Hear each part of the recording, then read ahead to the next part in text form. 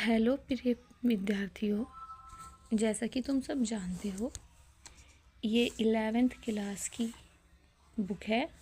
भौतिक भूगोल के मूल सिद्धांत, कक्षा 11 के लिए भूगोल की सहायक पुस्तक, जो हमें हमारी पृथ्वी के बारे में जानने के लिए बहुत सहायक है। इस किताब को ज़्यादातर यूपीएससी, यूपीपीसीएस और स्टेट लेवल की जितनी भी परीक्षाएं होती हैं उनके लिए अपने आधार को अर्थात आधार पर समझ बनाने के लिए पढ़ा जाता है। तो आज हम इस बुक के इस बुक के अंदर जो विषय है उनको देखेंगे और अपने पाठ्यक्रम से मिलाते हुए इसका अध्ययन करेंगे। चलिए,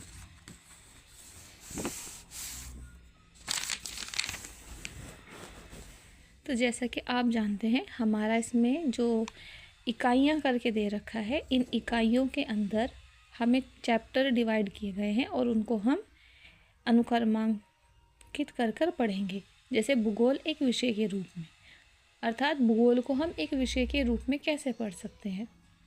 क्या ये वास्तव में एक विषय हो सकता है? पृथ्वी के बारे में जानना, पहाड़ के बारे में जानना, नदियों के बारे में जानना।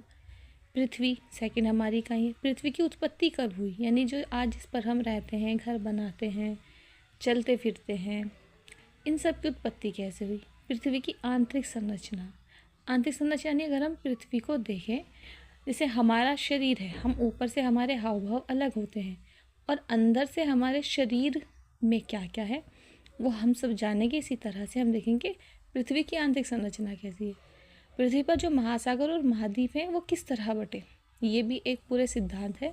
उन सिद्धांतों के अकॉर्डिंग हम ये पढ़ेंगे। इकाई 2 है हमारी भू आकृतियाँ, यानी पृथ्वी पर जो पर्वत, पठार, मैदान बने हैं वो किन प्रक्रियाओं के कारण बने हैं और उनका विकास किन कार्यकालों में हुआ है। हमारी जलवायु कैसी है, वायु का संगठन, जलवायु ये दक्षिणी गोलार्ध में कैसी है, उत्तरी गोलार्ध में कैसी है, पूर्व में कैसी है, पश्चिम में कैसी है, उन सब के बारे में।